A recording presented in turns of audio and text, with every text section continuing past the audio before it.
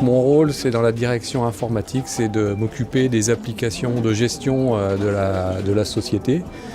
C'est une société technologique, bon, c'est une PME de 400 employés et c'est s'occuper d'outils autour des ERP et CRM.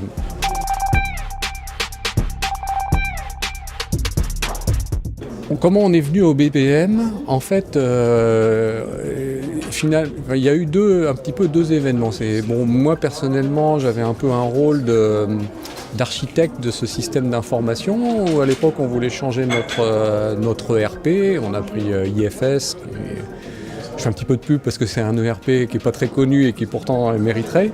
Et Salesforce en CRM. Et moi je pensais qu'il y avait besoin un petit peu d'un outil qui pourrait faire un petit peu la colle un petit peu entre tout ça au niveau pour les processus.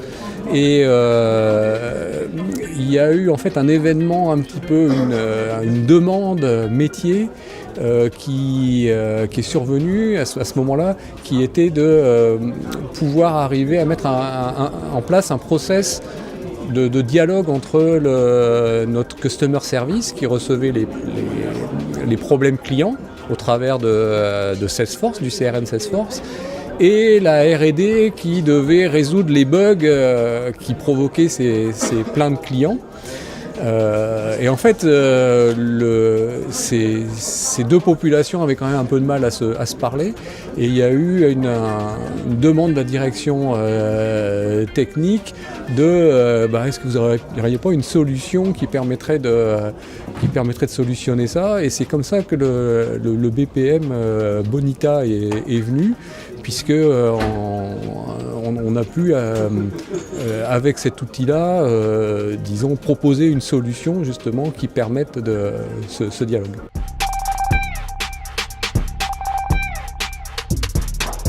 Au niveau des clients, effectivement, ils ont quand même des métriques avec un nombre de cases à répondre par mois. Côté customer service, côté R&D, ils gèrent un nombre de bugs, c'est pareil, ils ont quand même des comptes à rendre sur ce nombre de bugs. Et tant que les deux populations n'arrivaient pas à se parler, le résultat c'est que si la R&D ne corrigeait pas les bons bugs, on va dire, s'il n'y avait pas assez de résultats vers les clients, les problèmes clients continuaient à être trop nombreux et vice versa. Si côté client il y avait trop d'insistance pour corriger des bugs, mais finalement qui restaient assez mineurs, les gros problèmes restaient toujours en place.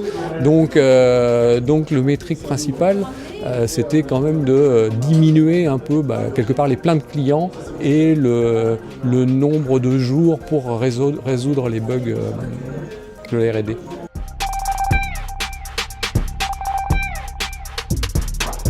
Elle a été mise en place depuis 3 ans, même bientôt 4 ans.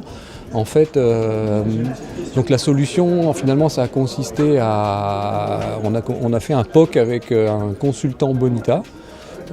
Puisque l'outil nouveau, on ne savait pas trop comment s'y prendre et moi je suis pas technicien au départ, je suis plutôt côté analyse, donc j'avais quelqu'un qui pouvait faire la technique avec moi et donc on a fait ce POC avec le consultant Bonita qui nous a un peu mis le pied à l'étrier, qui a montré la faisabilité de la solution et finalement à partir de ce POC on l'a quelque part un peu industrialisé pour en faire une solution opérationnelle.